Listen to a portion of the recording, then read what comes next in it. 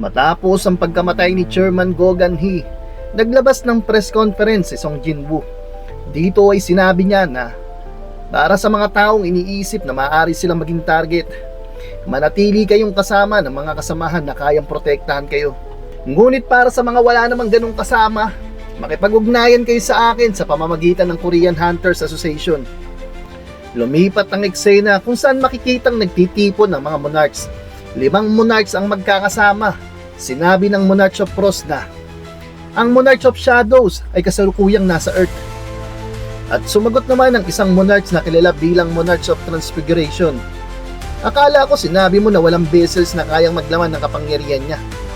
Hindi ba't yun ang dahilan kung bakit hindi makapanatili sa Earth ang Dragon King? At sumagot ang Monarch of Frost na nakita ko siya gamit ang sarili kong mga mata. Mas malaking banta siya kaysa sa fragment of brilliant light. Tatapusin ko siya. Sasama ba kayo sa akin? At sumagot naman ang isa pang monarchs. At ito nga ang Monarch of Steel. Ang piliing labanan siya ay parang pagpili sa kamatayan.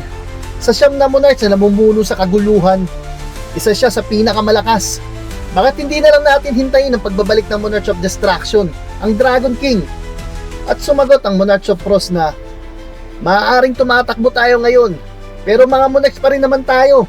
Hanggang kailan ninyo inaasahang aasa lang tayo sa Dragon King? Ngayon na ang pagkakataon nating alisin ang Monarch of Shadows habang nasa human form pa siya. Lumaban kayo kasama ko. Ako ang mananagot at ibabalik ko siya sa kawalan. Ngunit sumagot ang Monarch of Steel. Hindi ako sasali rito. At sumagot din ang Monarch of Transfiguration. Ayokong matulad sa Monarch of White Flames. At sinabi naman ng Monarch of Punks na mga duwag, alam ba ninyo kung anong nangyari sa Monarch of White Flames matapos siyang matalo? Ayokong mahuli ng kapangyarihan ng Shadow Monarch at mahulog sa walang hanggang pagkakatulog. Pero sa tingin ko naman, hindi niya kayang kontrolin ang ating astral bodies gamit ang kapangyarihan niya. At sinabi naman ng Monarch of Steel na mukhang nagsanib puwersa ang Monarch of Shadows at ang Architect para makagawa siya ng replika natin. Mas gugustuhin ko nang hindi maging isa sa mga tauhan niya. At dito nga umalis na ang 2 monarchs na ayaw mapasali sa plano ng mga natitirang monarchs. At nagsalita ang Monarch of Punks na may patunay ba na tao pa rin siya? At sumagot naman ang Monarch of Frost na nilagyan niya ng lason ng kanyang dagger. Hindi yun gagawin ni Ashbourne, ang Monarch of Shadow. At napatanong naman ang isang monarch, lason? At ito nga ang Monarch of Plagues. Sinabi nito na tama ka, kung kontrolado ng Monarch of Shadows ang katawan ng taong iyon, hindi siya gagamit ng ganong klaseng paraan. At nagtanong ang Monarch of Frost na kung ganon, kakampi ko ba kayo? At sumagot ang Monarch of Plagues na tutulungan kita. Patayin natin ang Shadow Monarch. At lumipat ang eksena. Sa lungsod habang umuulan, maririnig ang usapan ng mga tao. Pag-isipan ninyong mabuti kung sino magpoprotekta sa buhay ninyo kapag may isa na namang S-rank gate na lumitaw. Hindi nyo mababawi ang buhay ninyo kahit magbayad pa kayo ng daan-daan o kahit na libo-libong beses na mas mahal kaysa sa pinambili ninyo ng bahay na ito. At nung nilalabanin ni Song Jin-woo mga langgam sa Jeju Island, sinabi ni Chairman Go Gan-hee habang nanonood kami ng broadcast na maaari na siyang mamatay ng payapa dahil natupad na ang panghabang buhay niyang hiling. Pero hindi ko akalain ganun siya kabilis mawawala. Makikita si Song Jin-woo na nakatayo sa ibabaw ng isang mataas na building habang umuulan. At sa isip niya ay nasabi niya na hindi ko maramdaman ang mana niya tulad ng inaasahan ko. Hindi ito gagana. At makikita nga ang status si Jin-woo. Level 133. Job, The Monarch of Shadows. Title, Demon Hunter. Naalala ni Jin-woo ang Monarch of Frost noong huli silang nagkaharap. Napasabi siya na wala siyang shadow. Astral bodies. Iyon ang sinabi sa akin. Sinabi ng King of Giants na hindi maaaring maging shadow soldiers ang mga monarchs at rulers dahil gawa sila sa astral bodies.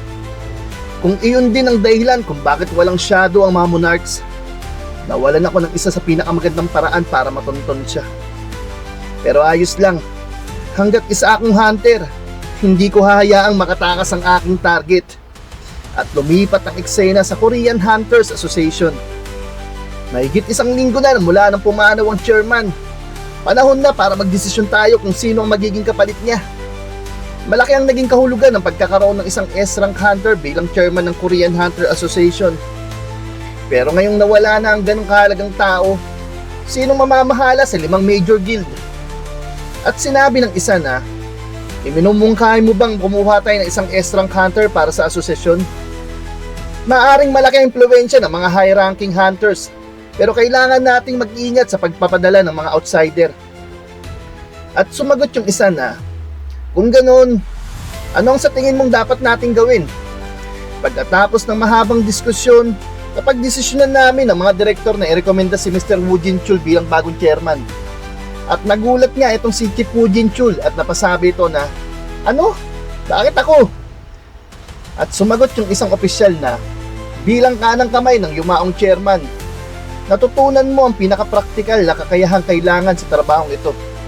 Mayroon ka rin namang leadership skills para pamunuan ng mga hunters. Wala namang batas na nagsasabing kailangang S-rank ang isang chairman. Kailangan natin ng taong may impluwensya at kinatatakutan ng mga hunters. Sa madaling salita, naniniwala kaming ikaw ang pinakaangkop, Mr. Woo Jin-chul. Sa loob ng maraming taon bilang manager ng surveillance team, ikaw ang namahala at umaresto sa maraming hunters.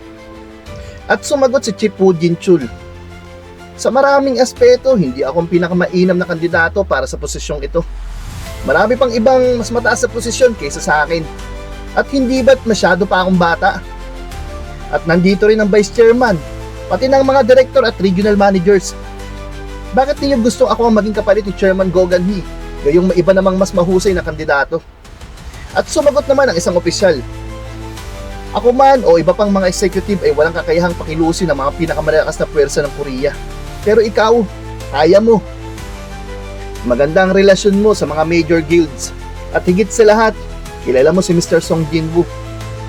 Maraming beses na kami nagkita, pero hindi ako sigurado kung iniisip niyang malapit kami. Hindi ka namin mapipilit tanggapin ang desisyong ito kung ganyan talagang nararamdaman mo, Mr. Woo Jin-chul. Pero maaari mo bang pag-isipan itong mabuti? At sumagot si Chief Woo Jin-chul ng, sige po. At lumipat ng eksena kay Thomas Andre. Sinabi nito na, matagal na rin mula nung huli akong bumaba rito sa basement . At nagulat naman ang kanyang mga tauhan na nasa basement. Guildmaster! At napangiti si Thomas Andre at sinabi nito na, bakit parang nagulat kayo? Umupo lang ulit kayo. At nagpatuloy niya si Thomas Andre sa pagpasok doon sa basement. Sinabi ni Laura na, sigurado ka bang ibibigay mo talaga yun bilang regalo? At sumagot si Thomas Andre na, mukha bang sobra yung kapalit ng buhay ko at ng mga miyembro ng guild ko? At sumagot naman si Laura, hindi naman pero... At sinabi ni Thomas Andre na, kung ganon, iniisip mo bang hindi siya karapat-dapat gumamit nun? Hindi na lamang nakasagot itong si Laura at pumasok na nga sila sa loob ng silid. At dito ay napangiti si Thomas Andre at sinabi niya na, hindi talaga to pumalya para pahangain ako. At sinabi naman ni Laura na, dalawa lang ang ganito sa buong mundo at mananatili itong ganun. Sigurado akong alam mo yun, pero disindido ka pa rin ibigay ito. At sinabi ni Thomas Andre na, iyon mismo ang dahilan kung bakit ibibigay ko ito sa kanya. Sayang naman kung pababayaan lang mabulok dito ang pinakamahusay na sandata sa mundo, hindi ba? At dito ay makikita ang isang kakaibang dagger na tunay na kamangha-mangha. Ito nga ang ireregalo ni Thomas Andre kay Jin-woo bilang pasasalamat. At lumipat ang eksena sa isang balita. Dito nga ay inihayag ng bagong chairman ay si Chairman Woo Jin-chul na. Korean Hunter Association appoints Woo Jin-chul as new chairman.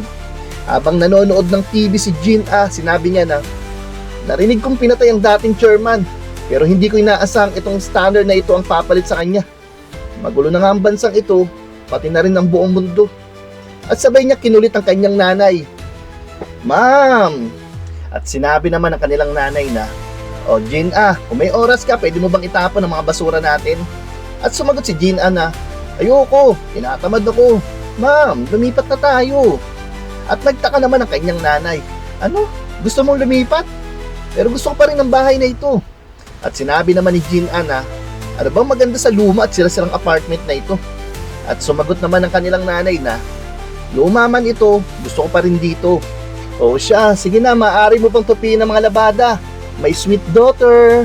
At sumagot naman si Gina na, sweet daughter lang ako pag may papagawa ka. At pagpasok ni Gina sa isang silid, nanlaki ang kanyang mga mata at napasabi siya na, Ma'am! Pagkatapos ay lumipat ang eksena sa labas, sa lansangan kung saan nagtitipon-tipon ang mga reporters at mga media. May maririnig na nag-uusap. Totoo ba ang mga balita?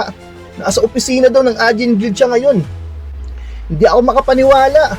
At dito nga ay ipinakita si Thomas Andre. Nasa loob siya ng opisina ng Agent Guild. Habang si Jinho ay namumutla at nakihiti ng pilit. Hindi malaman kung ano magiging reaksyon niya. Sinabi niya na, hindi ako makapaniwalang pumunta si Thomas sa Korea. At sa office pa namin. Hindi lang yun, naririto rin si Leonard Nierman, ang pinakamalakas na hunter sa Germany. 2 oras na silang nandito. At dito nga'y kinakabahan na nga si Jinho habang patuloy niyang tinatawagan si Jinwoo. At sinabi niya sa kanyang sarili na, nasaan ka na ba kuya? Pakiusap, sagutin mo naman. At sa isip naman ni Leonard Nierman, kahit si Thomas na gulayat na to ay pumunta rito para makita si Song Jinwoo. Makikilala ko kaya siya ngayong araw. At nagsalita si Laura na, nasa gitna ba ng raid si Mr. Song Jinwoo?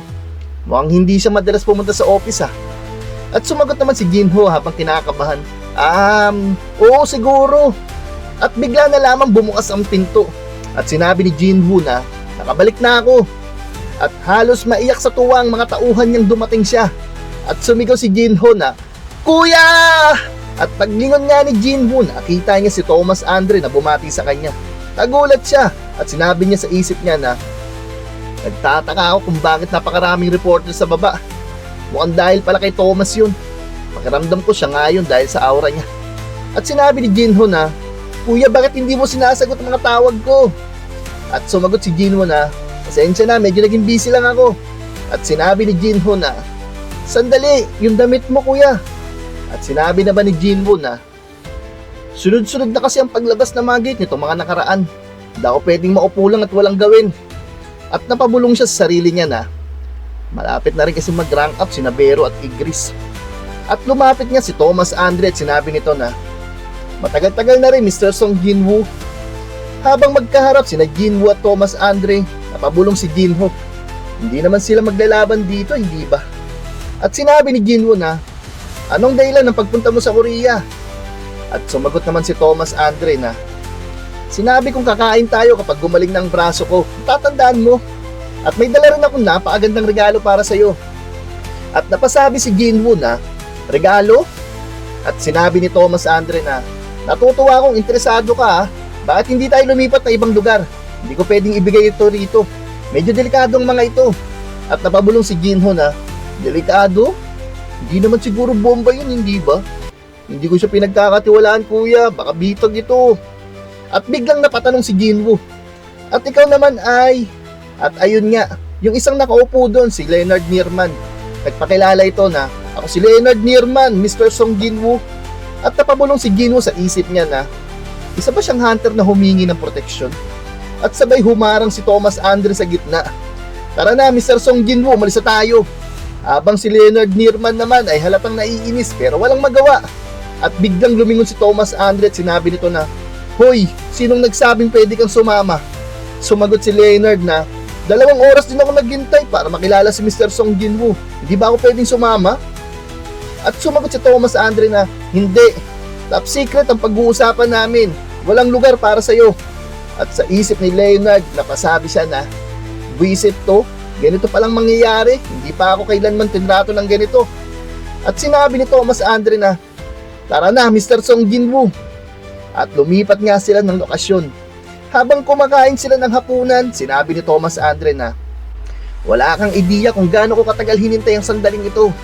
Pagkatapos, tinawag ni Thomas Andre kanyang tauhan. Inilapag nito ang isang bag sa mesa. Nagtaka si Jinwoo, ano to? At sinabi ni Thomas Andre na, nararamdaman mo bang kapangyarihan nito? Ito ang paraan ko ng pagbabayad sa iyo dahil iniligtas mo ang buhay ko at ng mga miyembro ng guild ko nung araw na yon. At binuksan nga niya ang bag at napatanong si Jinwoo na, ano yan, Kamish? At dito nga makikita ang 2 dagger. At sinabi ni Thomas Andre na, Nakaka-impress, nakilala mo agad kung saan ito gawa sa isang tingin lang. At sinabi nga ni Jinwoo na, pero hindi ba't nasa bureau ang bangkay ni Kamish? At sumagot si Thomas Andre na, gusto ng gobyerno ng US na ibigay namin sa kanila ang bangkay. Kaya naman pumayag kami. Dahil mas marami pa kami mapapala ron kaysa sa pera lang. Pero ang pinakamalaki at pinakamatulis na pangil ni Kamish, yung nabulot ko nung kinagat niya ako, ay ibinigay na lang nila sa akin bilang souvenir. At dahil medyo maikli ito para gawing longsword, ipinagawa ko itong pares ng dagger. Sino ang mag-aakalang magiging napakahalaga pala ng desisyong yon? At ngayon, sa'yo na ang mga ito. At napasabi si Jinwoo sa kanyang isipan na, hanip 1,500 additional attack damage. Hindi ka makapaniwala. Akala ko maganda ng Demon King's dagger, pero hindi man lang ito may kukumpara rito. At habang hawak-hawak ni Jinwoo ang bagong dagger, napabulong siya na, sa stats pa lang, parang may hawak akong broadsword sa bawat kamay. At napasabi si Thomas Andre na, wow, Mr. Song Jinwoo, kaya nga nahiwain ako kahit palakasin ko pang depensa ko gamit ang reinforcement skill. Hindi mo naman balak patayin ako gamit ang regalong kabibigay ko lang, hindi ba? At napaisip si Jinwoo na, ibang klase talagang dagger na ito. Malakas ang reaksyon nito sa mana ko. Parang binabati niya ako. Habang ang lahat ng tao sa paligid ay kinakabahan sa aura ng sandata. At napasabi naman si Thomas Andre kay Laura na, Laura, iniisip mo pa rin bang mali ang naging desisyon ko? At nagtanong si Thomas Andre na, so palagay mo, nagustuhan mo bang regalo ko, Mr. Song Jinwoo? At sinabi naman ni Jinwoo na, sigurado ka bang maaari ko itong tanggapin ng libre? At sinabi ni Thomas Andre na, anong ibig mong sabihin na libre? Para sa akin, murang kapalit lang ang 2 dagger na yan para sa buhay ko at mga miyembro ng guild ko. At sinabi ni Jinwoo na, kung ganon, malugod kong tinatanggap ang regalo mo. At sinabi ni Thomas Andre na, masaya akong marinig yan. At bigla na lamang nakaramdam si Jinwoo ng kakaibang presensya at ganon din itong si Thomas Andre. At napasabi si Thomas Andre na, Mr. Song Jinwoo, naramdaman mo yun? At paglingon nga nila sa labas, nakita nila ang mga taong nagkaagulo habang nakatingin sa itaas ng kalangitan. At sa isip ni Jinwoo, napasabi siya na, ito na bang sinasabi ni Dr. Belzer sa conference? Ang magic spear na nagtitipon sa impapawid ng soul? At sinabi ni Thomas Andre na, hindi ako makapaniwala. Hindi pa ako nakakakita ng ganung kalaking gate. Mas malaki pa yun kaysa sa pinanggalingan ni Kamish. Ibig bang sabihin nito ay humaharap na tayo ngayon sa mga puwersang lagpas pa sa ating mga pangunawa? At sa paglitaw nga ng pinakamalaking gate sa kasaysayan, tila tuluyang nagbago na ang takbo ng mundo. Hindi na ordinaryong mga halimaw ang naghihintay sa kabilang panig, kundi ay mismong mga monarchs na ang kayang magdala ng ganap ng pagkawasak. At sa harap ng napakalaking banta na ito, paano haharapin ni Song Jinwoo ang mga nilalang na mas malakas pa kaysa sa kahit na sinong S-rank hunter sa mundo? Dahil sa pagkakataong ito, tila si Jinwoo na lamang ang natitirang may kakayahang lumaban sa kanila. Magagawa kaya niyang protektahan ng mundo laban sa mga monarchs? O ito na bang simula ng tunay na katapusan? Abangan natin yan sa susunod na episode ng Solo Leveling Season 3 Manhwa Review. Dito lang sa Anime Kwento Hub, kung saan ang paborito mong anime ay kinukwento ng malinaw sa Tagalog.